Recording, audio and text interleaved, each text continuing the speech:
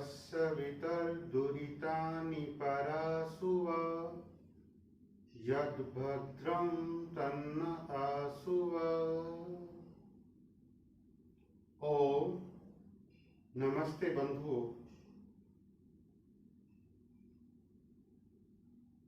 गौरव शर्मा नाम के मथुरा से एक मित्र ने एक प्रश्न भेजा है कि यदि कोई गुरु कहे कि आत्मा परमात्मा का अंश है तो क्या यह सही है?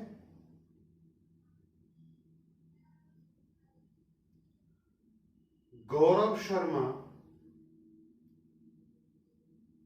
उस अपने गुरु से पूछना कि इसका वैदिक प्रमाण क्या है।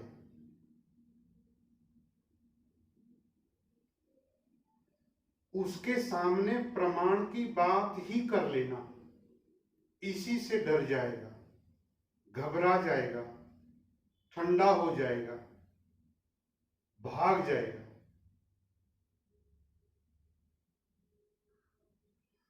उससे पूछना कि अगर आत्मा परमात्मा का अंश है तो फिर तो परमात्मा ही परमात्मा को परमात्मा का उपदेश दे रहा है।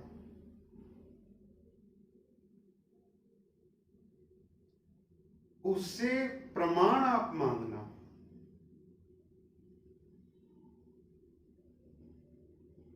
तब वो रुकेगा नहीं, वो समझ जाएगा कि इसके सामने उसकी कोई चालाकी चलने वाली नहीं है। इन लोगों ने अपने आप को भगवान सिद्ध करने के लिए इतनी झूठ फैलाई, इतना कूड़ा करकट विचारों का डाला,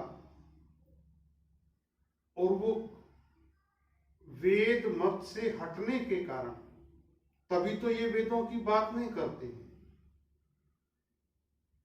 ऋषिवर दयानंद इसीलिए तो कहते थे, उनको कोई लालच नहीं था। इन लोगों ने धरती के टुकड़े टुकड़े कर दिए।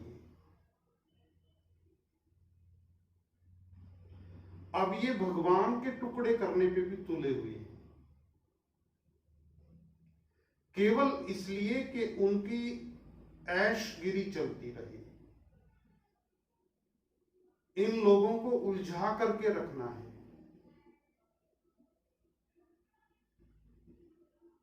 सिर्फ अपने को भगवान सिद्ध करने के लिए कितनी कंफर्टेबल, कितनी मजेदार बात लगती है। आत्मा परमात्मा का ही एक अंश है। सुनने वाले को भी मजा आता है, उसको लगता है कि मेरी तो पदवी बड़ी हो गई। और यहीं से उनके जो मंसूबे हैं उसका पहला दर्शन शुरू होता है।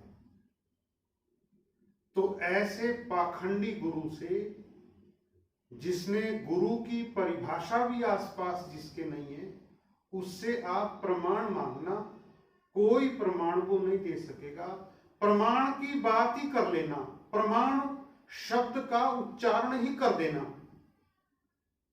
तभी भाग जाएगा। तो बड़ा संभल करके चलना होता है धर्म और अध्यात्म के मार्ग पर।